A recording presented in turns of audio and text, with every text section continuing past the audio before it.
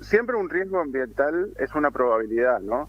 Entonces, uno lo que puede hacer es mitigar o minimizar al mínimo la manifestación de ese desastre o los impactos que esos desastres puedan llegar a generar.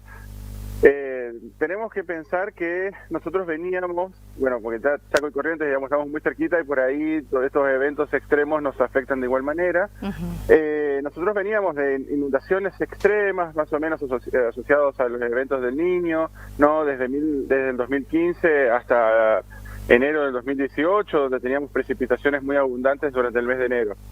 Pero después, a partir de ahí, empezamos a tener un periodo de seca, y principalmente en el año 2020, 2021, fueron eventos de sequía extrema, donde llovió mucho menos de lo normal.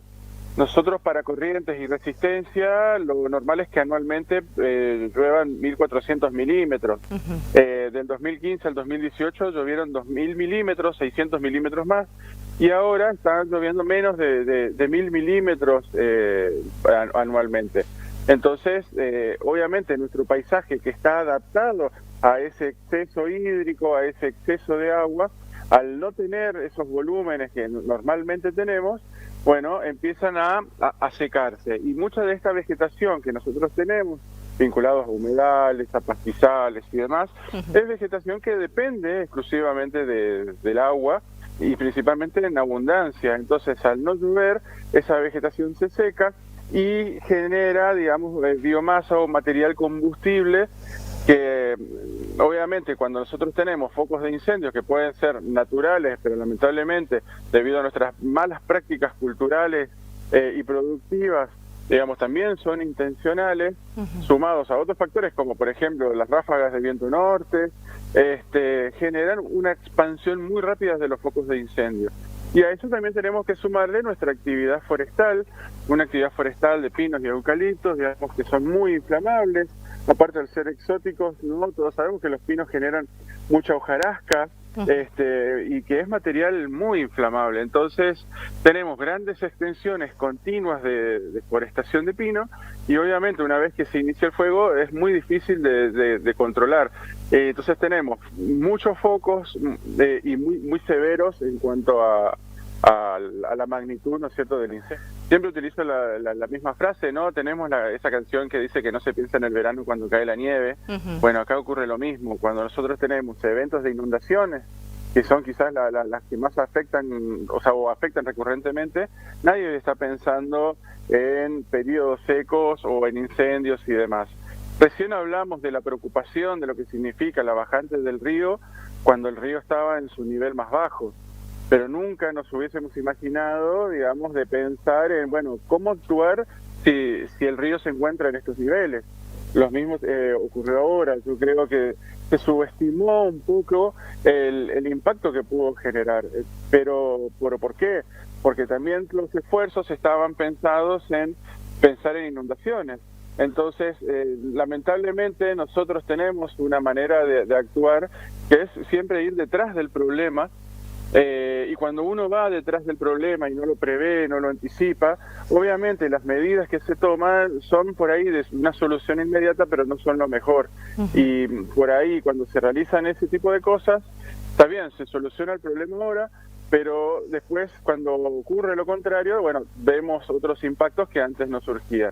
Entonces, tenemos que empezar a pensar, ahora digamos, no es tiempo para pensar, ¿no? ¿Por qué? Porque tenemos que correr y apagar los fuegos y gastar las energías en apagar los focos de incendio. Pero una vez que finalice esto, decir, bueno, basta, tenemos que empezar a cambiar algunas cuestiones, algunas prácticas culturales, algunas prácticas productivas, empezar a generar información, pensar que si ante futuros escenarios de cambio vinculados a esto del cambio climático, estas situaciones extremas van a ser cada vez más extremas, valga la redundancia, más recurrentes y más severas, bueno, empezar a planificar todo este tipo de medidas, pero esta planificación tiene que contemplar a todos, ¿no? Tanto la parte científica y académica como los tomadores de decisiones y la población en general, la población que nos abarca a todos. ¿Por qué? Porque si nosotros tenemos conocimientos científicos que pueden salir de la universidad, de los institutos de investigación y demás, pero no llega a los tomadores de decisiones, los tomadores de decisiones siempre van a actuar, digamos, de manera quizás contraria a la dinámica natural de los paisajes, no van a hacer decisiones funcionales a las dinámicas del paisaje, y quizás las obras no sirvan para nada, ¿no? Hablando entre comillas. Pero ¿qué pasa si los tomadores de decisiones sí tienen una conexión con los generadores de información, pero la población no responde también a esos conocimientos? O sea, hablando mal y pronto, la población hace lo que quiere, ¿no?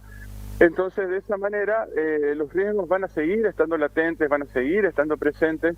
Entonces, es importante que en esta cuestión de gestión del riesgo se abarque a toda la población en totalidad y que todos actuemos como un mismo sistema, porque si no, de nada sirve. Entonces, yo creo que hoy todo esto que nos está pasando nos tiene que servir para generar un cambio en esta cuestión de cómo vemos estos eventos meteorológicos extremos, estos desastres naturales, porque no es que tenemos que preocuparnos, pero sí ocuparnos, y bueno, y esta sería, creo yo, la mejor manera. Bueno, digamos, acá tenemos que analizar también varios aspectos, ¿no? Porque siempre se habla de cuestiones monetarias o pérdidas, ¿no es cierto?, monetarias, y no solamente tenemos una pérdida material que puede ser evaluada, no sé, en dólares o en pesos. También tenemos que hablar de una pérdida ambiental, una pérdida ecológica, la pérdida de fauna, la pérdida de flora, y muchas veces también hasta nos olvidamos de los insectos, pero los insectos también son tan fundamentales como los animales, ¿no? Entonces, hay que empezar a hacer estudios de impacto para evaluar a ver cuál es nuestra situación. Justamente Corrientes se jactaba justamente por tener ambientes humedales muy prístinos, de hacer, bueno, de hacer recuperación de fauna que se encontraba extinta en la provincia. Hoy en día, digamos, también nos está preocupando porque los animales, digamos, en todos estos sectores no están teniendo alimento, ¿no es cierto? Estaban pidiendo frutos autóctonos y demás para, bueno, justamente poder colaborar de esa manera. Y también tenemos que pensar en otro aspecto, no solamente el ecológico, digamos, el económico, sino también la salud, ¿no? Todos los días nos levantamos y sentimos olor a humo, sí. Y eso no es bueno, digamos, para nuestra salud, y principalmente aquellas personas que tienen problemas respiratorios y demás, ¿no? Entonces, el problema es mucho más serio que solamente una cuestión material, y yo creo que hoy en día tenemos que unir nuestros esfuerzos desde el punto de vista científico y académico para justamente determinar cómo afectó la manifestación de estos incendios, digamos, en distintos aspectos, tanto sociales como naturales. Y ojalá, digamos, que las lluvias que tengamos esta semana permitan apagar un poco los focos de incendio y dar respiro tanto a los bomberos, que están haciendo un trabajo impresionante, como a la naturaleza misma, digamos, que es la principal impactada en todo esto.